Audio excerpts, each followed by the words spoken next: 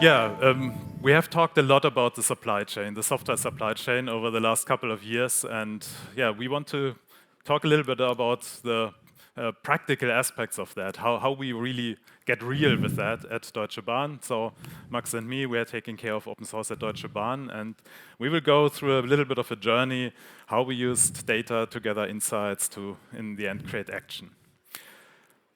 When we are talking about Deutsche Bahn, we are talking about big numbers. I won't read all of them, but maybe just one number. There are 5 million people traveling every day by train. Alone here at Berlin main station, 350,000 people are there. So this is massive, a lot of people, and these people don't care about software that much. They don't care at all about open source, and if we get it right, they want to arrive safely, they want to arrive on time.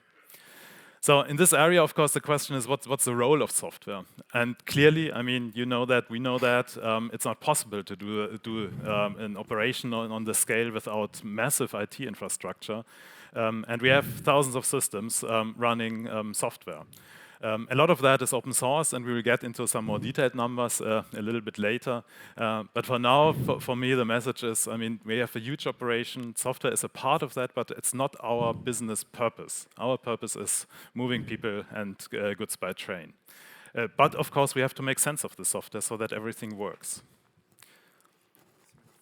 So we need to know what software we use. We need to know what components, what is open source, what is happening with that. And this is a quite complicated situation because we don't have one product where we can actually analyze that, but we have a variety of things. We have software we build, we ship, we have software we run as a service for customers internally, for competitors even. We have things we build ourselves, we have things we buy services, and we also have things which where software runs on devices, in trains, in ticket machines, and so on. So it's a quite diverse thing. And one big question is, yeah, and I hope, Max, you can answer that, how do we gather data about that? Yeah, that's a really good question, Cornelius. Yeah, this brings us to the first step of a framework that we will present to you in 3 steps. Fortunately, in order to gather data about our software supply chain, we have meanwhile found a common language to describe the composition of software. And you might have guessed already from the title, this is SBOMs, software bills of materials. SBOMs are often perceived more or less as a tool or as a service that you buy in, but it's rather a common methodology to tackle not only one use case, in our case the open source license compliance, but multiple use cases, from IT security over business continuity management and so on. And this is thanks to their flexible and openly standardized nature, but also thanks to the vast ecosystem and the healthy ecosystem around it with all the tools and other best practices and other standards. So for us, it's clear they must become a shared infrastructure within our organization and a common language. But how do you introduce such a new methodology into an organization that is that big and already has been doing things before which didn't involve SBOMs strategically? So what we did is to come up with a holistic SBOM strategy and an SBOM architecture, more or less. And before that, or up to this point when we started the program roughly 2 years ago, it has been rather local activities. So doing SBOMs here, another proof of concept there, but we knew we need something that encompasses all of that. And as you can imagine, this isn't easy in such a context, like with this huge organization that we have. So we defined for ourselves in a small team some procedural, but also technical and architectural principles. And most importantly, it was for us to get stakeholders on board from the very start on. Ideally as part of our small interdisciplinary group, but also as stakeholders. But we thought big from the start. So we knew we have to take all the different sourcing streams that we have at Deutsche Bahn into consideration, and therefore all the different SBOM types that we could have. And another big win or another big moment was when, or a good idea was when we started to think in capabilities and not tools. And this is a problem that I see many times, not only in other organizations, but also in our own, that we rather think in tools, but it's more about capabilities. So think, where are the gaps that we need to fill in order to have this huge picture, this huge architecture that we have and this common language implemented in our existing systems and workflows. And for us, the mental model when it comes to SBOMs is that we split the generation of SBOMs from the storage of SBOMs and the analysis of SBOMs. So the generation of SBOMs can happen decentrally from the very different sourcing streams, the workflows that we have in our subsidiaries, and the use cases that the teams have. But we have only one place where we store all the SBOMs in our organization, the so-called SBOM inventory, and enrich it or put it in context with other information from our organization. But then the analysis of SBOM can still happen decentrally or federatedly, depending on the different use cases that we have.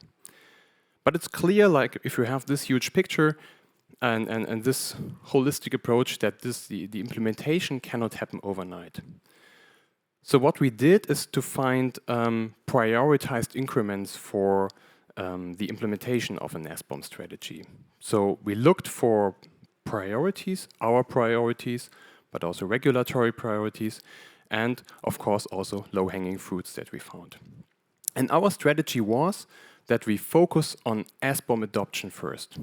So have vast data on our software supply chain at first and a huge adoption, rather than directly and from the start looking into the best possible SBOM quality that we could get. And with this, we can then tweak some things in order to improve the SBOM quality gradually. And we made quite good experiences with that. And for us as well, it was important that we look for quick wins, both for teams, so the people that have to adopt, but also for governance owners like ourselves and the others. And our current state is that we now have SBOMs for all source code repositories at Deutsche Bahn, and also for a lot of build pipelines that we have throughout the organization. And during this year, we focus on getting the SBOMs and good baseline quality SBOMs from our runtime, so containers, cloud servers, and so on.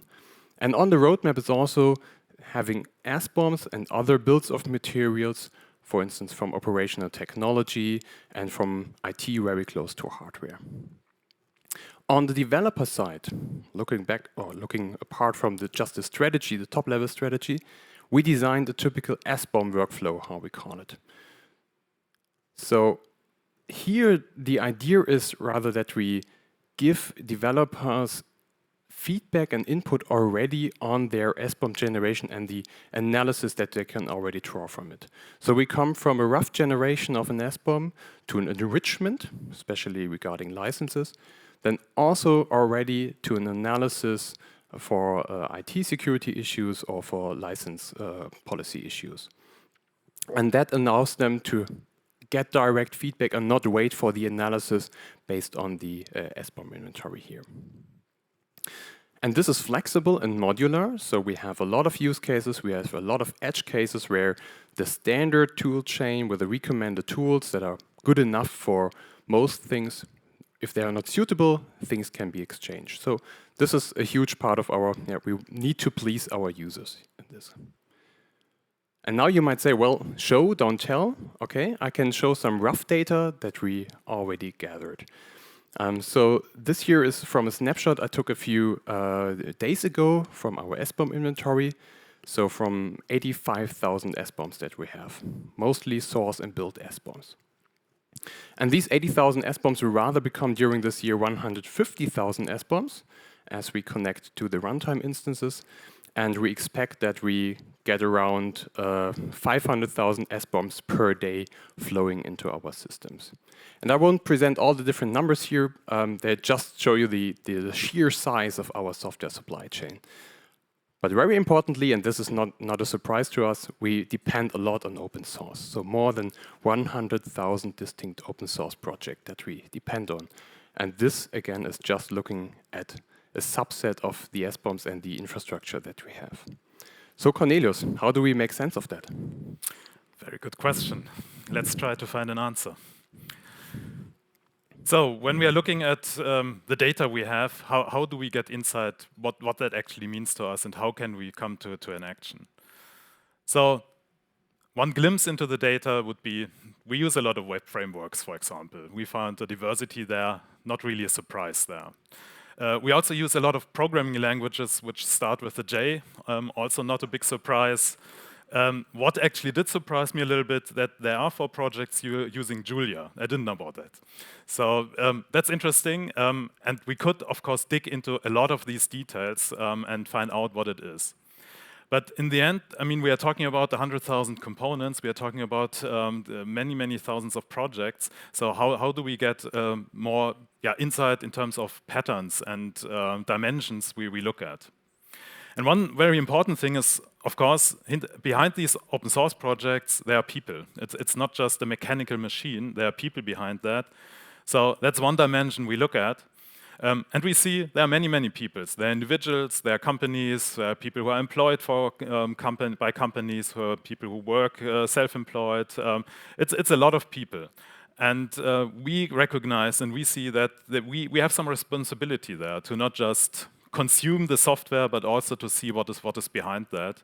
And we consider ourselves as part of this, as part of the community, as part of the supply chain. Of course, the overall community contribution is huge. Our contribution can only be a small part of that, but that's the way how we see it.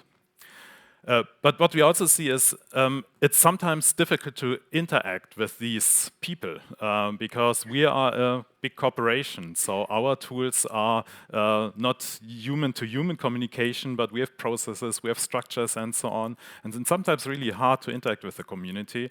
And for us, it's actually the most easy way is if there are business entities, traditional business entities, where we can just do business as with everybody else. And this is reflected in the community. So a strong business ecosystem behind the community is actually a big advantage for corporations like us because we have ways to interact in a way our organization understands. So that's a people dimension. Why do we use so much open source software? Of course, because there's a lot of value in that. The question is, how much value is that? And can we maybe quantify that? Turns out it's quite difficult. I mean, we all know the supply chain looks like this. We also have some numbers, what the value of the supply chain is. But if you all know or most of you probably know the Harvard Business School study, which actually puts a number on the supply chain. But once you look a little bit deeper, you realize, okay, there are a lot of assumptions. And the overall number is something which is quite hard for us to make sense of. So we are trying to look a little bit deeper, but that's also where we see there is a lot of value in the supply chain, we know that, but we also see that a lot of this value is not material in the terms that you could put a clear money tag. There's independence, there's transparency, there's sovereignty, there is community. There are a lot of things which are very valuable and we want to appreciate, but it's hard to put a number on that. So actually a lot of the results of our insight is not really quantitative on the data, but more qualitative. That we try to steer open source in a qualitative way, that we look at the things we are seeing and then see how we can deal with that. And one part of that is contributions. Of course, there are ways how you could try to quantify the value of contribution, but for us it's a little bit more a matter of principle. We do that, we make it easy for people to do that, so that it comes from the normal work and we can contribute to what is important for us, which is identified by the people who take care of that. And that brings us to the last dimension we want to look at, and that's risk. And that's maybe the most important dimension for us as a corporation, because that's the way how big corporations work. They manage risk. That's the way where we do. With this size of the supply chain, it's quite difficult. 100,000 components, there's a lot to analyze to see what kind of risks are there. And also many of these dependencies are not even chosen by us. They are dependencies of dependencies, so they come in, but we of course have to see what we do with that. And what is also becoming more and more a problem, I mean, these dependencies, this whole supply chain is under attack. There are malicious actors out there who are trying to consciously undermine the supply chain. And there are also these people who mean well and still create problems, like changing licenses or stuff like that. So there's a lot of risk in the supply chain which we have to manage. But on the other hand, managing risk is something we actually can do quite well. That's what our organization is built for to some degree. And doing security and doing license compliance, we have built over the years quite robust mechanisms how to do that. So it's kind of daily business as usual. And also what we see is not all dependencies are really equal. I mean, there are many good dependencies which are very solid, but there's also a lot of smaller things which might be not that relevant in an overall risk perspective. So what we are trying to do is actually to get the people who deal with the software to take over responsibility. We need to educate them for that. They need to be aware of how to do that, but that's something where we can kind of scale this handling of risk. And then, in the end, take these 3 dimensions together. So to show that in a picture, what we are trying to do is we have these dimensions of people, risk, and value, and we see our responsibility as the people managing open source in bringing this together and balancing that, and then deducing actions from that. It's not very easy. Sometimes, if you look into the details, it gets a little bit tricky because you have to actually look at the details. And maybe one example, so one dependency which shows up quite a lot, and I would imagine some of you know that, is a balanced match. That's a node module which finds brackets. Quite important for some use cases, probably not used in production for issuing train tickets. But it's a mildly popular component on GitHub, a bit more than 100 stars. But then when you look at who actually uses that, it's amazing. More than 40 million repositories on GitHub directly or indirectly depend on that. And then if you look a little bit deeper, what is this component actually? It's 70 lines of code.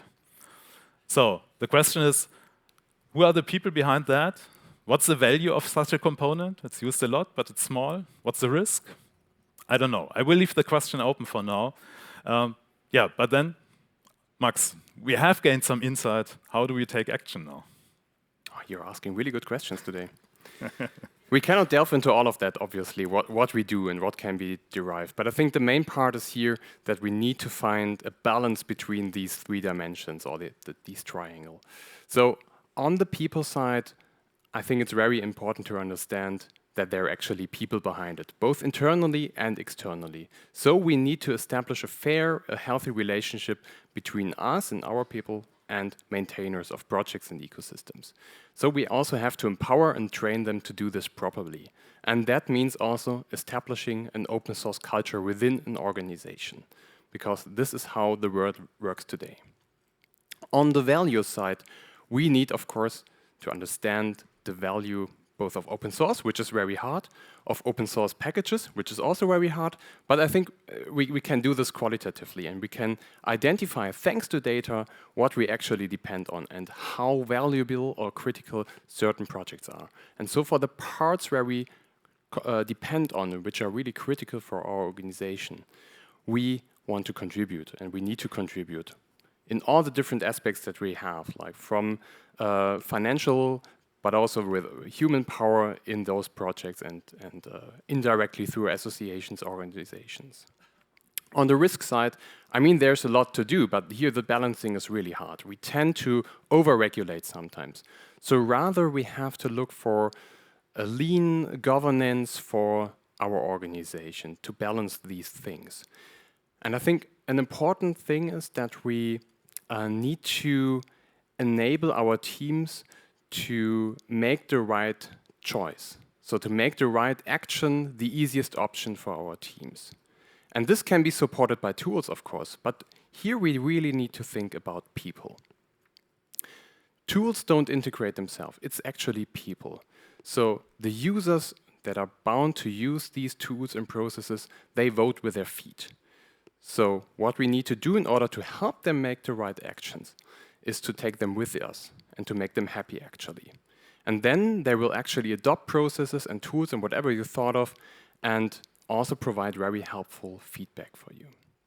And the most effective leverages that we found is to make adoption of these processes and tools very low threshold for them, to please them with a lot of automation and also human support, because things don't work from the start and there will always be problems. So we made quite good experiences with offering open office hours for all the users of these compliant tools regarding SBOMs, for instance. And another important factor is to really think about the severity of issues, the effective risk that things might have on your organization. For us in the licensing field, one part of that is that we bound license findings or license issues, like licenses that are unclear or whatever, that we bound this to a concrete use case or usage scenario, how we call it internally. So and this defines the criticality, or may define the criticality of such a finding, and also make this transparent to users so they know what are the really most important issues that I need to work on.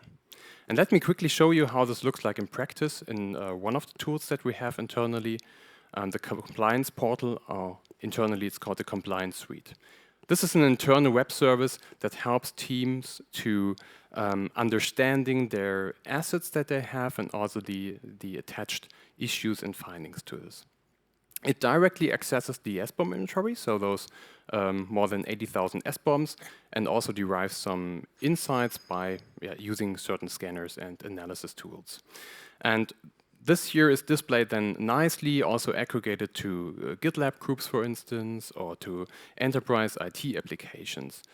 Technically, it's a custom backstage plugin, but again, tools don't matter here, it's really people. So here you can see there are different, also with the colors, really trying to categorize the severity of issues, not only regarding licensing, but regarding security, regarding secrets, and other compliance issues that we have to bring that all together. But again, people are more important than tools. And we must not only talk about teams or developers, but actually also about ourselves. And I would call ourselves governance owners. Open source compliance, CISOs, business continuity management, and other compliance people. We need to work together, actually. We need to make governance in all these areas, in all our working spaces, consistent with each other, integrated with each other. And that's challenging, of course, as you might know from your own organization. But it's possible if we have a common understanding of our software supply chain, if we have a common language how to describe software composition, and if we share a view on a balanced view on this triangle of people, risk, and value. So Cornelius, it's time for a conclusion. What do you think? Yeah. What do we want you to take away from this? So we showed these dimensions: people, risk, value. These are important dimensions, and balancing them is one of the key responsibilities of what we are doing. Also, we showed a lot of data, or some insight into data. That's also something which is quite helpful, but it's not enough. I mean, you need to deduce actions from that. You can easily get lost in data. So try to focus on making sense of the data and deducing action from that. And what we also saw is that actually regulation can help with this effort. So the CRA, for example, I mean, when SBOMs become more mandatory, that helps us because we have more means to get this established in the organization. So when we have this, what is important for us is doing this in a pragmatic way. What we have seen is you can easily get lost in details about license compliance or security or whatever, and you have to somehow take a pragmatic approach to make sense of this massive amount of software we are using. And we do want to do that in a productive way, in a risk-oriented way, so that we do that what actually matters. And another very important thing is what we realized, of course, internally, that bringing people together from different areas, that's one of the main tasks we have as people managing open source. So internally, the different governance owner, especially, for example, license compliance and security, that's always something which could be closer together because we are doing a lot of similar things, but not the same things. So we need to work together.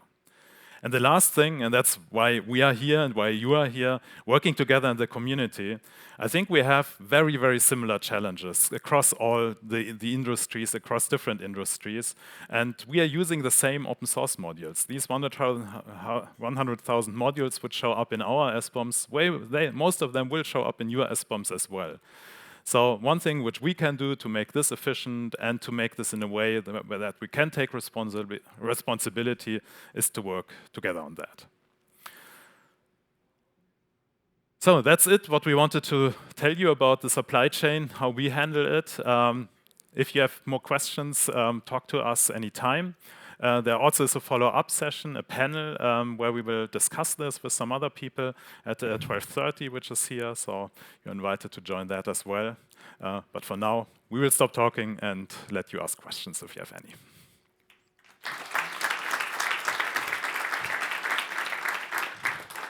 Yeah, thank you again for this interesting and inspiring talk. Cornelius Schumacher and Max Mehl. We still have 3 minutes for questions. Thank you for the talk. Nice to see you again. There was one slide, one managing risk, where you mentioned something, well, you didn't mention, but I think it wasn't a slide about an automated checks and a red flag or something.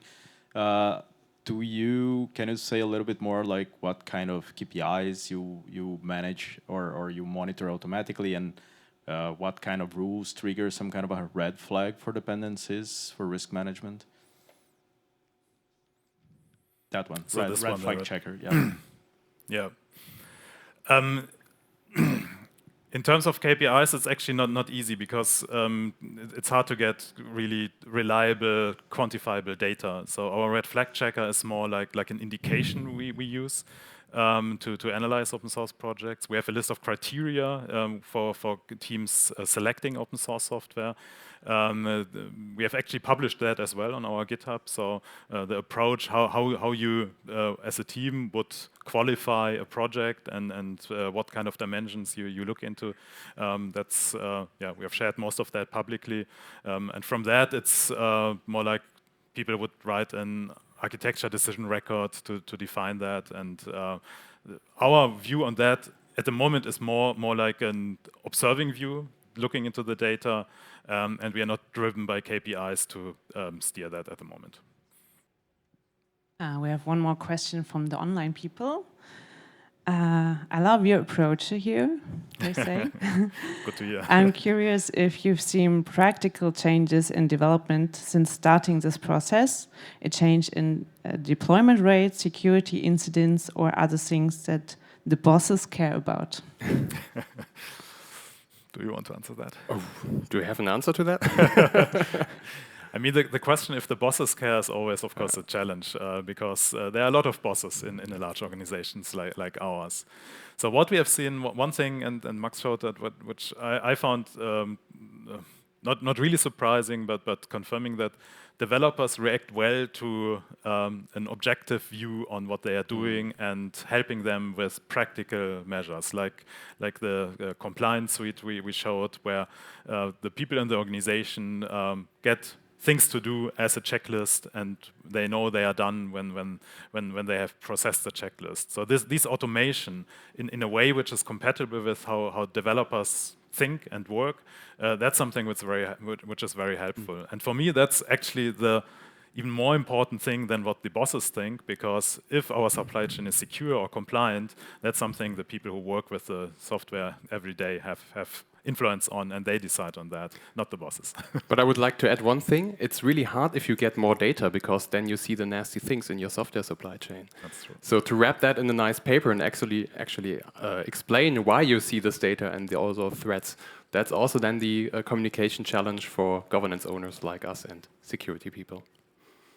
All right, thank you again for the talk. I'm pretty sure there's more questions for you in the coffee break, but now we need to stop here, and we have a next talk in 5 minutes. Thank you. Thank you.